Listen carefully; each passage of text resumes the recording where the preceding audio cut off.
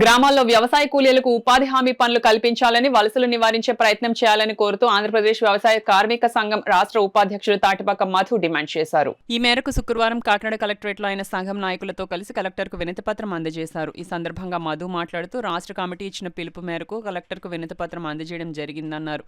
ఉపాధి హామీ కూలీలకు రోజు వేతనం 700 రూపాయలు మంజూరు చేయాలని ఆయన డిమాండ్ చేశారు. కలెక్టర్ను కలిసిన వారిలో సంఘం జిల్లా అధ్యక్ష ప్రధాన కార్యదర్శులు కేశవరపు అప్పలరాజు, పప్పు ఆదినారాయణ, సిపిఐ జిల్లా కార్యదర్శి కామిరెడ్డి బోడకొండ, ఏఐటీయూసీ జిల్లా ప్రధాన కార్యదర్శి తోకల ప్రసాద్, వ్యవసాయ కార్మిక సంఘం జిల్లా సహాయ కార్యదర్శి నక్కా శ్రీనివాసరావు, రాజు, వర్ధన్ తదితరులు పాల్గొన్నారు. వాస్తవంగా 2005 సంవత్సరంలో ఆనాడు వామపక్షాలు కాంగ్రెస్ ప్రభుత్వం వలసల్లో గ్రామీణ ప్రాంతాల్లో ఉన్న వలసలు తగ్గించాలనే ఉద్దేశంతోనే ఈ గ్రామీణ ఉపాధి హామీ పథకం ప్రవేశపెట్టారు. కానీ బీజేపీ ప్రభుత్వం, ఈ కూటమి ప్రభుత్వం నేడు క్రమక్రమంగా కూడా దీన్ని తగ్గించాలని, నిర్వీర్యం చేయాలని చూస్తుంది.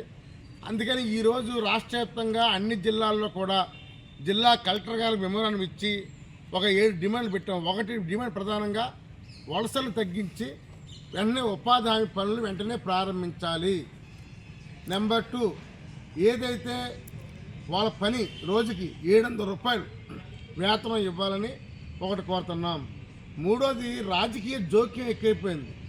మన పిఠాపురంలో పవన్ కళ్యాణ్ గారు చాలా మంచి ఉద్దేశంతో కొన్ని మాటలు చెప్తున్నా, పవన్ కళ్యాణ్ గారు ఉద్దేశం తీసుకుని కొంతమంది రాజకీయ జోక్యం బాగా పెరిగిపోయింది.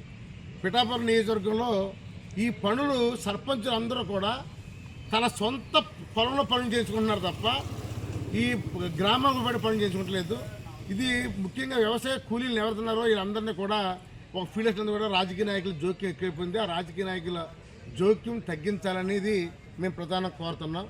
అలాగే ఉపాధి హామీ ఈ చట్టాన్ని మరింత భద్రత తీసుకోవాలన్నాం.